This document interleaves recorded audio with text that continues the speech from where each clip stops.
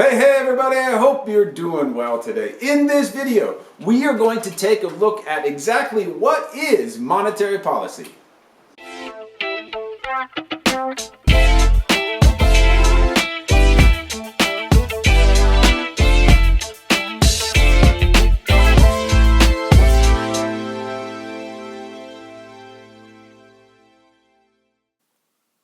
What exactly is monetary policy? That's what this video is designed to answer. And by the way, the idea here is just to give you some simple language in a quick video so that you understand what monetary policy is before you march on into your studies of macroeconomics. Or maybe if you're already in there and you're not quite clear as to exactly what it is, this video is designed to give you that clarity. All right. So before we get going in the different types of monetary policy, let's just get this straight in our heads. Monetary policy is one of the two tools the government has to manage the economy. One of two.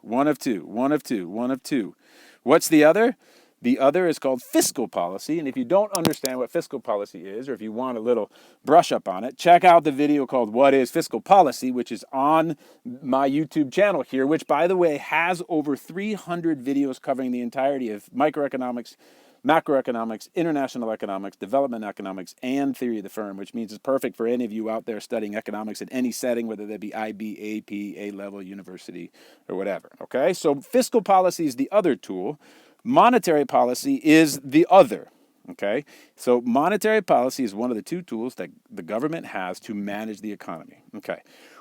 There are two types of monetary policy. The first is called expansionary monetary policy, which is where the government is trying to increase economic activity in a particular country, increase growth, right? Contractionary monetary policy is designed to decrease the pace of the economy, because an economy that's moving too fast is an economy that will lead to inflation, which means wages won't be able to keep up, and therefore people become unhappy. So the government must do the prudent thing, which is actually slow the economy down. Okay. Who makes the decision? Unlike fiscal policy, central banks control the decision-making power of monetary policy. Okay. So what do? Well, everything in twos, right? Expansionary monetary policy, contractionary monetary policy. Well, the two types of monetary policy, the two things they can do that would fall under the category of monetary policy are interest rates and money supply. Okay? Money supply does not mean they print up money and then they have more. No, it's way more sophisticated ways of managing the circulation of cash that's available at any given moment in an economy. Okay?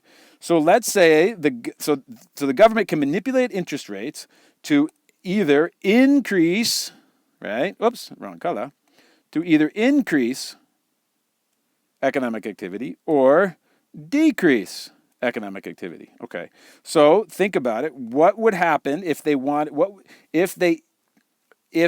government wants to increase economic activity? They are going to reduce interest rates, right? Because money will become cheaper and more will flow through the economy.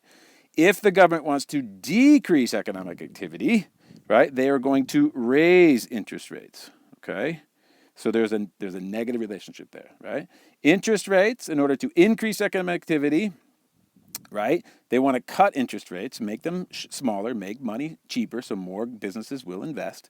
To decrease economic activity, the government could increase interest rates, and that means there'd be less money available out there, and it would slow down. So what does that mean? Well, let's say that the interest rates are currently at 3%, and the government cuts them to 2%. What does that mean? Money got cheaper, so there'll be more money bought, just supply and demand stuff. If the interest rates are 3%, and the government does what? Raises interest rates to 4%, what happens? Money got cheaper. What happens? Money got more expensive. What happens to anything that's more expensive? There's less of it demanded, and the economy would slow down. Okay. The other thing is the money supply, right?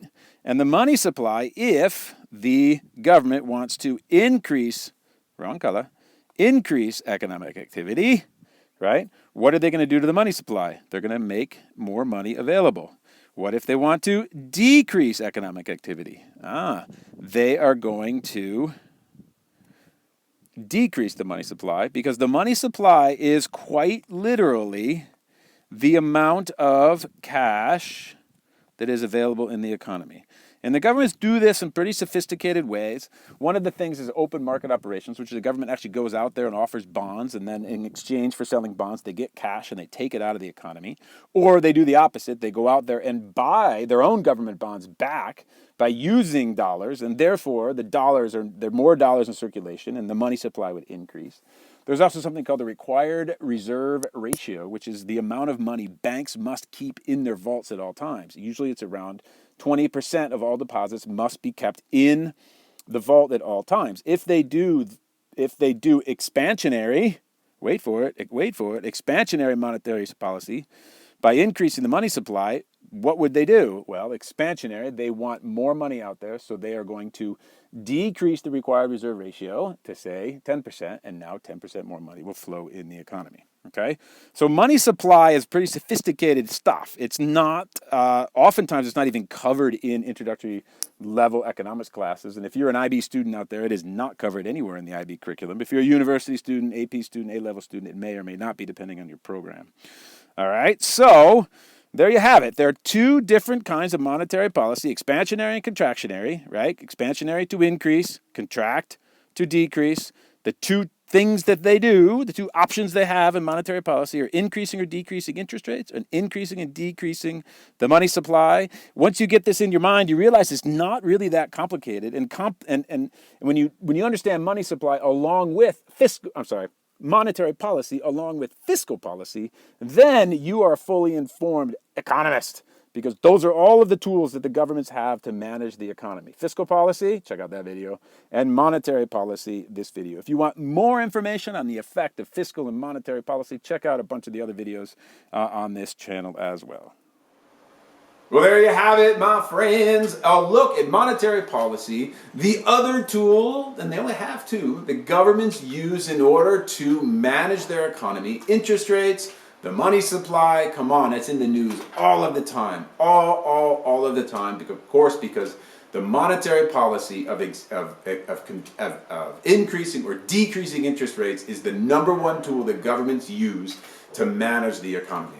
So listen, my friends, don't be a passive walker through of this world. Open your eyes, look around, take a look at all of the examples and all that this world provides us to learn, and add it and put it in to your brain and apply it to the economic theories that you're learning about in economics, in your economics course, because economics, my friends, really is the underpinnings of all political thought. Cool. Listen.